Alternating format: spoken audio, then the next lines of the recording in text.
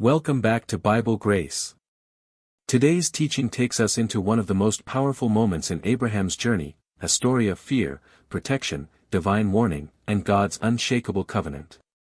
In Genesis 20-22, we see a king confronted by God in a dream. We see Abraham's faith tested. And we see God proving once again that his promises never fail. Stay with me as we uncover how God protected Sarah, restored Abimelech, and prepared Abraham for the greatest test of obedience. This chapter is full of lessons about trust, integrity, and God's mercy, and you don't want to miss it. Abraham traveled from there toward the land of the south, and lived between Kadesh and Shur. He lived as a foreigner in Gerar. Abraham said about Sarah his wife, "She is my sister." Abimelech king of Gerar sent, and took Sarah. But God came to Abimelech in a dream of the night, and said to him, "Behold, you are a dead man, because of the woman whom you have taken, for she is a man's wife." Now Abimelech had not come near her. He said, "Lord, will you kill even a righteous nation? Didn't he tell me, she is my sister?" She, even she herself, said, "He is my brother. I have done this in the integrity of my heart and the innocence of my hands." God said to him in the dream, "Yes, I know that in the integrity of your heart you have done this, and I also withheld you from sinning against me. Therefore I didn't allow you to touch her. Now therefore, restore the man's wife. For he is a prophet, and he will pray for you, and you will live. If you don't restore her, know for sure that you will die, you, and all who are yours." Abimelech rose early in the morning, and called all his servants, and told all these things in their ear. The men were very scared. Then Abimelech called Abraham, and said to him, "What have you done to us? How have I sinned against you, that you have brought on me and on my kingdom a great sin? You have done deeds to me that ought not to be done." Abimelech said to Abraham, "What did you see, that you have done this thing?" Abraham said, "Because I thought, surely the fear of God is not in this place. They will kill me for my wife's sake. Besides, she is indeed my sister, the daughter of my father, but not the daughter of my mother, and she became my wife. When God caused me to wander from my father's house, I said to her, 'This is your kindness which you shall show to me. Everywhere that we go, say of me, he is my brother.'" Abimelech took sheep and cattle, male servants and female servants, and gave them to Abraham, and restored Sarah, his wife, to him. Abimelech said, "Behold, my land is before you. Dwell where it pleases you." To Sarah he said, "Behold, I have given your brother 1,000 pieces of silver.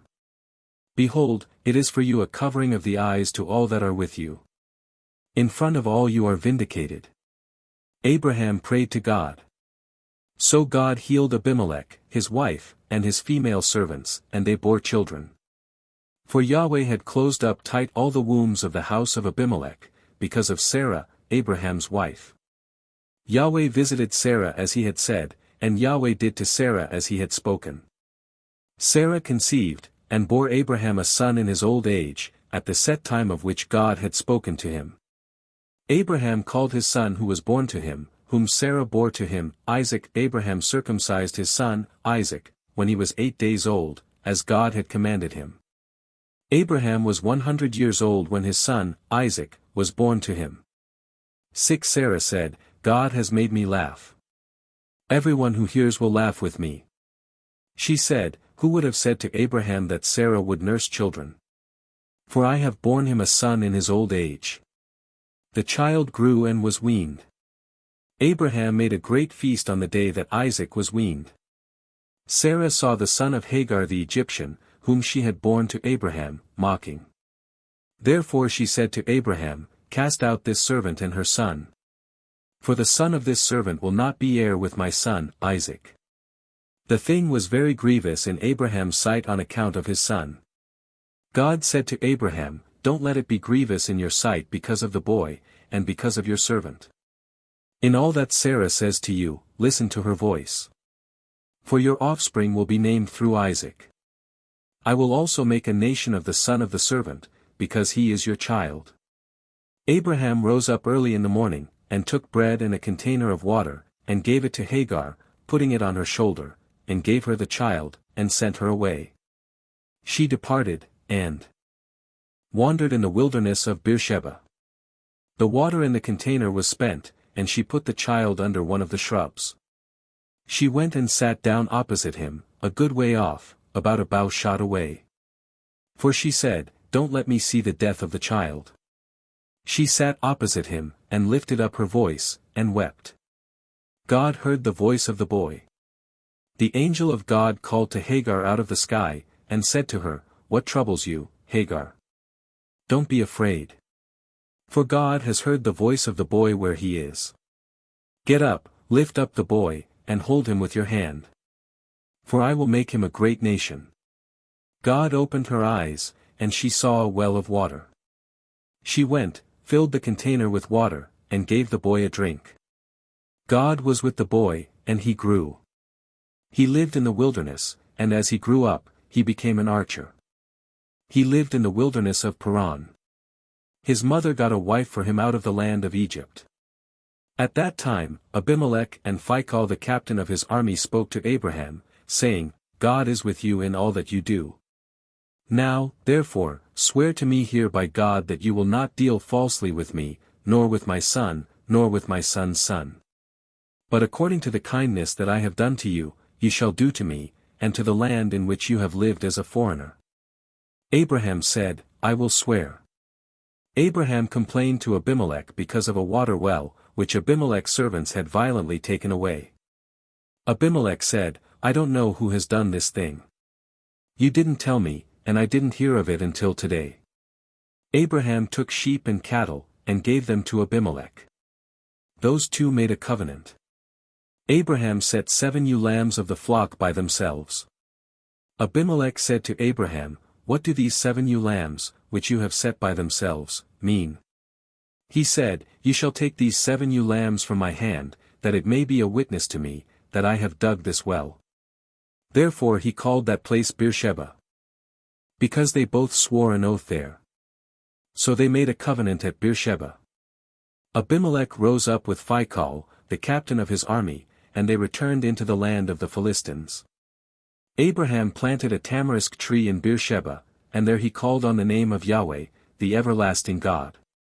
Abraham lived as a foreigner in the land of the Philistines many days. After these things, God tested Abraham, and said to him, "Abraham." He said, "Here I am." He said, "Now take your son, your only son, Isaac, whom you love, and go into the land of Moriah. Offer him there as a burnt offering on one of the mountains which I will tell you of." Abraham rose early in the morning, and saddled his donkey, and took 2 of his young men with him, and Isaac his son. He split the wood for the burnt offering, and rose up, and went to the place of which God had told him. On the 3rd day Abraham lifted up his eyes, and saw the place far off. Abraham said to his young men, "Stay here with the donkey. The boy and I will go over there. We will worship and come back to you." Abraham took the wood of the burnt offering and laid it on Isaac his son. He took in his hand the fire and the knife. They both went together. Isaac spoke to Abraham his father, and said, "My father." He said, "Here I am, my son." He said, "Here is the fire and the wood, but where is the lamb for a burnt offering?" Abraham said, "God will provide himself the lamb for a burnt offering, my son." So they both went together. They came to the place which God had told him of. Abraham built the altar there, and laid the wood in order, bound Isaac his son, and laid him on the altar, on the wood. Abraham stretched out his hand, and took the knife to kill his son. Yahweh's angel called to him out of the sky, and said, "Abraham, Abraham." He said, "Here I am." He said, "Don't lay your hand on the boy or do anything to him. For now I know that you fear God, since you have not withheld your son, your only son, from me." Abraham lifted up his eyes, and looked, and saw that behind him was a ram caught in the thicket by his horns. Abraham went and took the ram, and offered him up for a burnt offering instead of his son. Abraham called the name of that place, "Yahweh will provide." As it is said to this day, "On Yahweh's mountain, it will be provided."